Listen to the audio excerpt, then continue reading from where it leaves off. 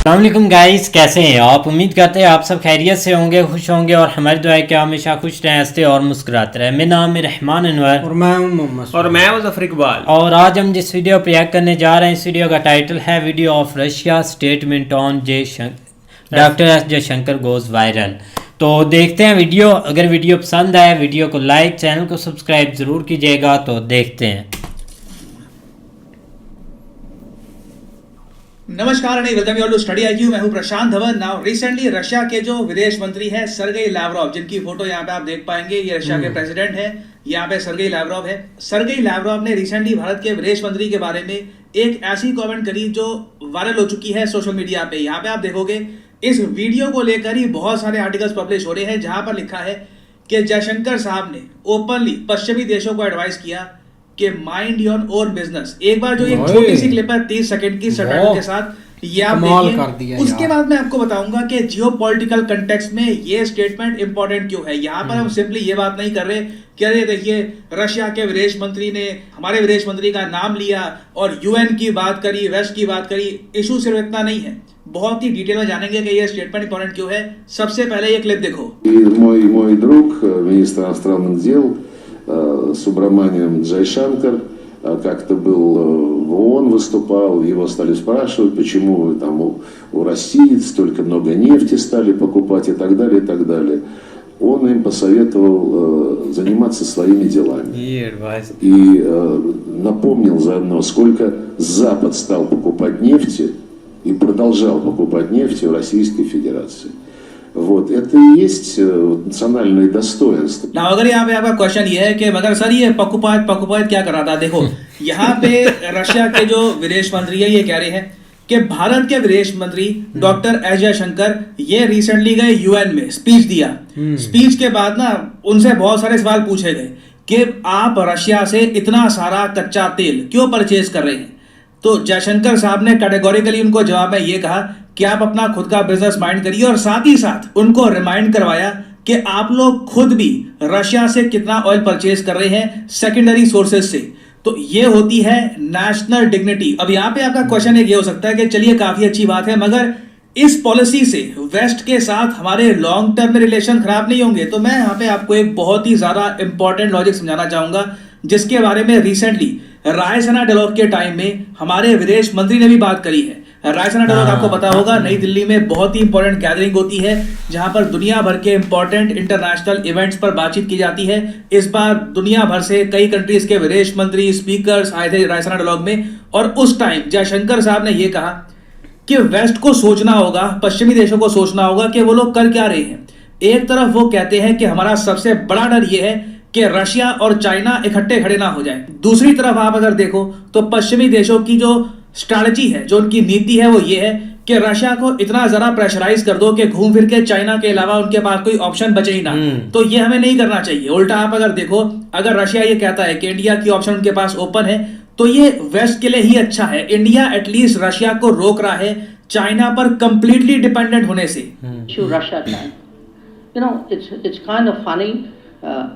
On the one hand, you have people whose sets of policies bring the two together, and then you say, beware of them coming together.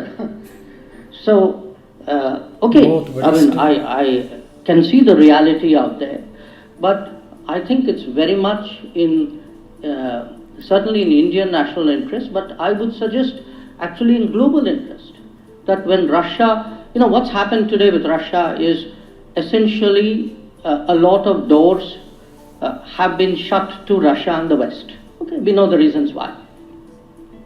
Russia is turning more to Asia or to parts of the world which are not West. Now, I think it makes sense to give Russia multiple options. If we railroad Russia into a single option and say, that's really bad because that's the outcome, then you are making it a kind of a self-fulfilling prophecy. So today I think it's important for other countries, especially in Asia, to engage Russia.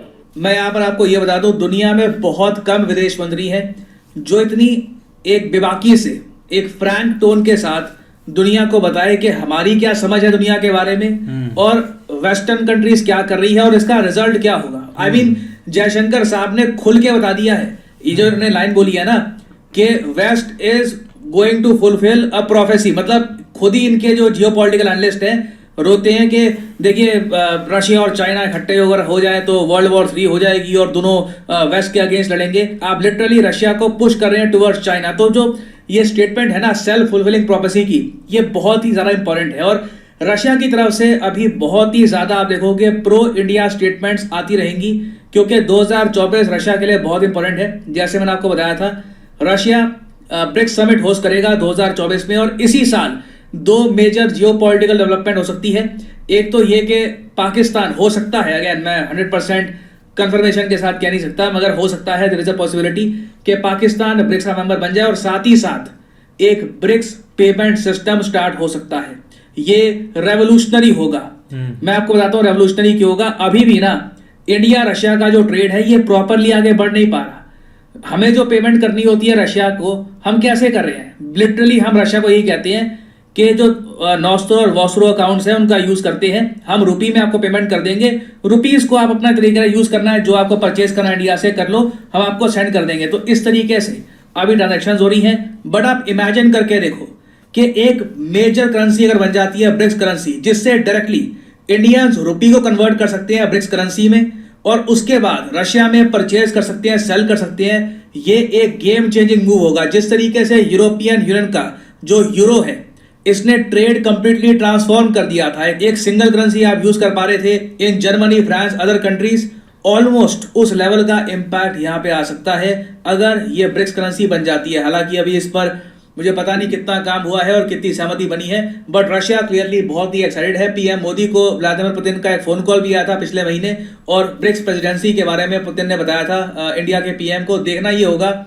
कि नरेंद्र मोदी क्या genuinely Russia जाएंगे इस साल या फिर video conferencing के जरिए summit को अटेंड किया जाएगा, क्योंकि वेस्टर्न कंट्रीज का जैसे मैंने आपको बताया बहुत प्रेशर होगा।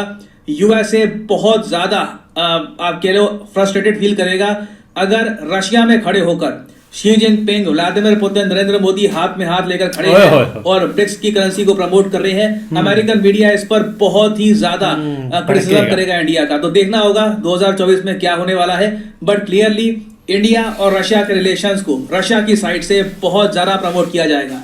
और फाइनली यहाँ पे मैं आपसे एक क्वेश्चन भी पूछूंगा, बहुत ही इजी क्वेश्चन है क्योंकि मैंने लिटरली इस पर एक पूरी वीडियो बनाई थी, समझाया था आपको मैप से सारा इशू।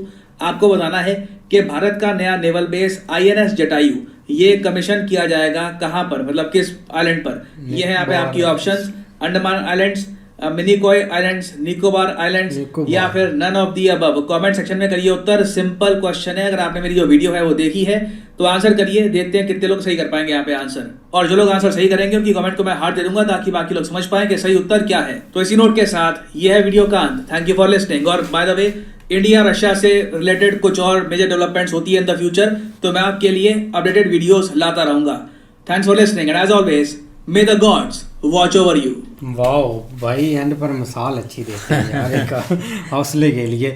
लेकिन देखा जाए ना तो अपने आप में भाई बहुत बड़ी एक स्टेटमेंट है। एक पहले एक डॉक्टर एस जयशंकर भाई एक वेस्ट में छाए हुए हैं, यूएन ने भी उनकी स्पीच, और ऊपर से अब जो एक मतलब के एक रशिया के एक बंदे ने दे दी है ना मतलब के एक स्टेटमेंट, वो भी बहुत बड़ी है। अब माई फ्रेंड, हाँ माई फ्रेंड, अब उसने भी ना एक अंदर से भड़ास निकाली है। मतलब के मामला अभी थोड़ा सा हो गया था ना शांत एक उस साइड पर, तो उसने भी बोला यार थोड़ा सा ना इनको मतलब कि अमेरिकियों को हिला दे के ये क्या सोचते हैं। तो इसलिए उन्होंने अपने आप में स्टेटमेंट दे दी कि एक अपना मतलब कि माइंड देयर ओन बिजनेस, क्या अपना का भाई संभाल कर रखो, अपना मुंह ना खोला करो। तो भाई काफी एक इंटरेस्टिंग, काम से काम रखो, काम से काम रखो। अब देखो ना एक जो बात है ना कि मतलब कि एक रशिया एक फुली एक हो जाएगा एक डिपेंड चाइना पर, मतलब कि उसके पास एक चाइना के बगैर उसके पास कोई और ऑप्शन ही नहीं होगा। मतलब कि दूसरी एक कंट्री ऐसे कट ऑफ हो जाएंगे जैसे कि मतलब कि इंडिया कट ऑफ हो जाएगा अमेरिका के प्रेशर लेकर।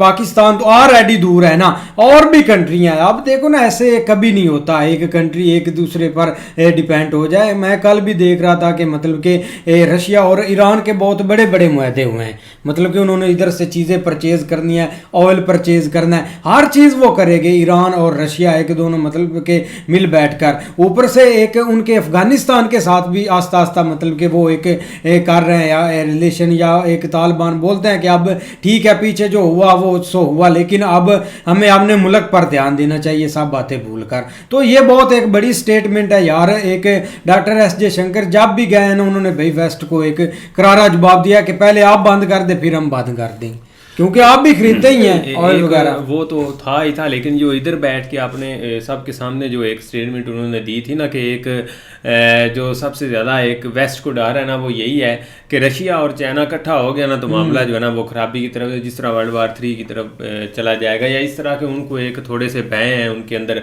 तो ये एक रियलिटी है, क्योंकि अभी के लिए भी सबकी यही कोशिश है कि रशिया ठीक है उसके चाइना के साथ एक बेहतर तल्लुकात है, लेकिन वो बिल्कुल अभी तक वो अकेला नहीं है, क्योंकि अभी तक भी बहुत सारे कंट्रीज उसके साथ जुड़े हुए हैं जो खासकर एक मतलब उसके साथ ट्रेड कर रहे हैं, ऑयल से रेलिवेंट या बाकी बहुत सारी चीज़ों से। तो इसका एक बहुत जो है ना वो इम्पैक्ट जो है ना वो पड़ रहा है एक बाकी मुल्कों के ऊपर, जिस तरह उन्होंने एक खुले दिल से उसके ऊपर एक पाबंदियां लगाई हुई हैं, तो फिर भी जो है ना वो अभी तक अपने आप को उसने एक जिंदा रखा हुआ है रशिया ने। लेकिन ये कि भाई उनके जो एक फॉरेन मिनिस्टर की जो स्टेटमेंट है ना ये कोई छोटी मोटी नहीं है, जिस तरह वो खुल के बात कर रहा है कि मेरे एक दोस्त ने उनको जाके सुनाई, तो ये यही इस तरफ एक रुझान करता है कि भाई इंडिया का एक थोड़ा सा एक स्टैंड है इस चीज के बारे में, ओपन स्टैंड है कि वो एक किसी प्रेशर में नहीं है, क्योंकि होना भी चाहिए। जब आप अपने पाँव के ऊपर हैं तो आपको जो ना वो किसी किस्म का या किसी का कोई खौफ या कोई ऐसी सीन जो है ना होने भी नहीं चाहिए। तो ये एक बहुत एक अच्छा स्टेप है इंडिया की तरफ से। लेकिन यह कि भाई डॉक्टर एस जयशंकर साहब की बात करें तो नो डाउट एक भाई मैं यकीन करो देख रहा था कि हमारे इधर के लोग जो है ना वो हालांकि वो कोई इतना को खास भी नहीं हो रहा, हमें तो यही लग रहा है इधर कि कोई इतना भी इंटरनेशनल लेवल के ऊपर नहीं इतना खास हो रहा, लेकिन फिर भी लोग हमारे जो है ना उसकी जो है ना वो तारीफें करते हैं। मैंने ट्विटर के ऊपर देखा है वो लोग जो है ना वो खुल के अब बात करते हैं कि भाई हमारे अगर ईरान में कोई अगर एक फॉरेन मिनिस्टर है तो उसका नाम डॉक्टर एस जयशंकर है, और उसने भाई अपने आप को साबित किया और उसने